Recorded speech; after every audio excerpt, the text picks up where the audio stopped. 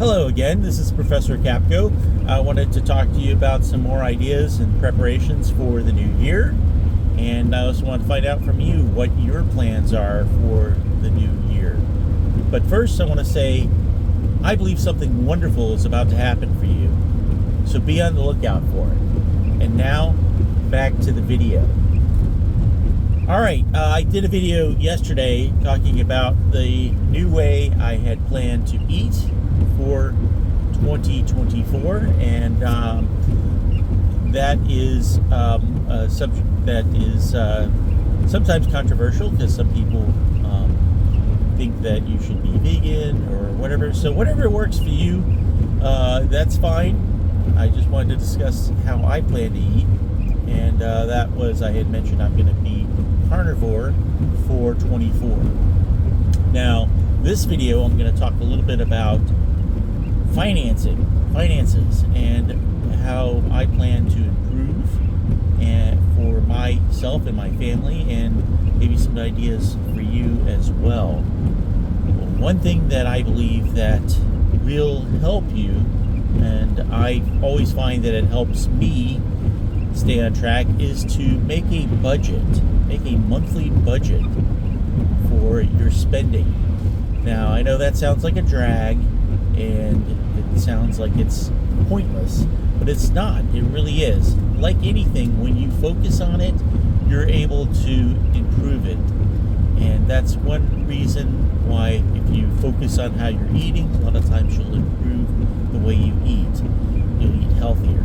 And likewise, if you make a budget, it makes you aware of all the little things that you spend money on, or maybe a better word would be waste money on, that you could use in different ways, or more productive ways. So making a budget really helps with that. And I'm going to break down real quick today just how to do that. It's a little bit of a rainy day. We're heading into, it'll be New Year's Eve in a few days, and get myself ready and my family ready for the new year. And budgeting is one thing I'm going to do. So budgeting is not as hard as you would think it would be. All you need to do is get out a pad of paper, legal pad, just notepad, whatever you want to use, loose leaf paper, and go back through your expenditures for the month. So right now it's in December, so go through December, all the bills that you paid, all the groceries you bought, any money you spent on coffees or anything like that, and jot them down. Write down, I like to write down the date and who I paid, if I paid it to Publix or whatever, write that down, and the amount. And don't skip anything, everything. If it's 50 cents for something, go and write it down. You want to have as accurate as a picture as possible. Write it all down and add up the amounts. See how much you spent in 1 month. Then, on another page, you want to write down your income. So any money that came in the dates. Now, maybe you have one job and it's fairly simple. You just write down the amounts of your paycheck. Now, I would write down the net amount. In other words, not your gross amount, your hourly wage times the number of hours you worked, the actual amount that went into your bank account, the actual amount you received in your check after all the taxes and benefits and whatever else has been deducted. That way you know the actual amount of money that you have access to, that net amount. That's called a net amount. So you're going to, whatever your source of income, if you've got more than one job, write that down. If you've got maybe an Uber gig, maybe you do some work on the side, you get some cash, write it all down. And that way you know how much your income is. Now you want to compare your income to your expenditures. And hopefully your income is higher than your expenditures. But if not, then you're going to have to do one of two things. You're going to have to either increase your income or decrease your expenditures. And that's because if you're not, then you're going to be going into debt, or you're going to be using up any kind of savings that you might have. And neither of those are a good idea. So once you've tracked all that, then make a plan for the next month. So the next month in this case is January. Many of your bills will be the same. Maybe your rent or mortgage or insurance, whatever it is, those are probably going to be the same. Those will be the easiest to write down.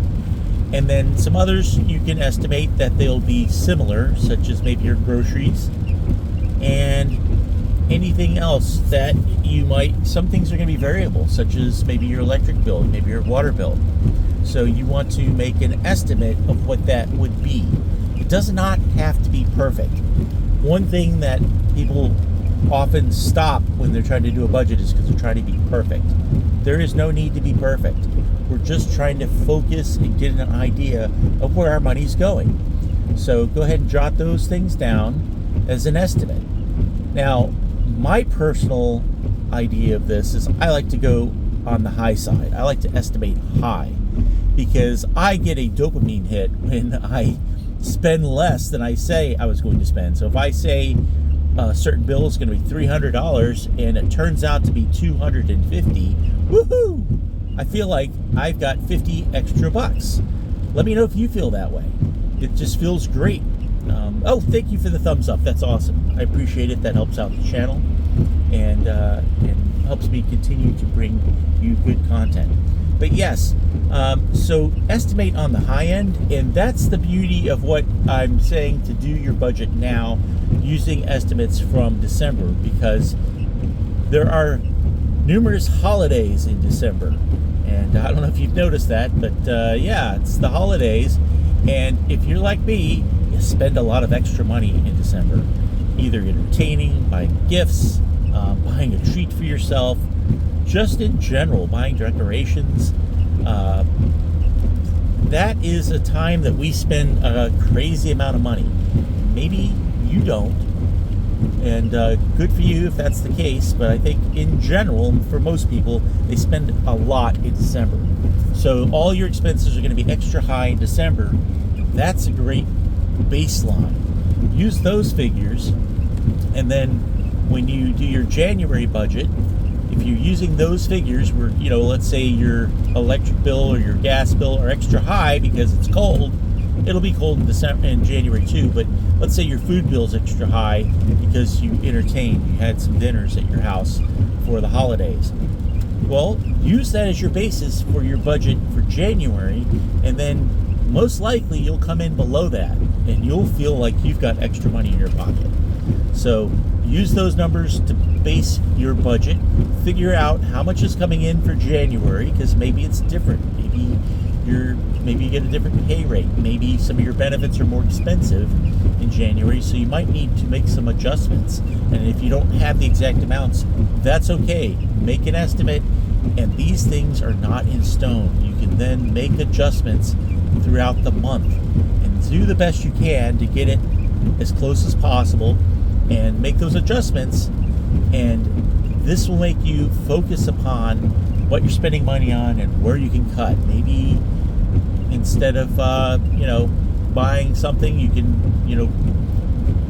get it at the grocery store and make it at home, or maybe you can go without. Maybe you find out you're eating out too much and it might be cheaper to eat at home.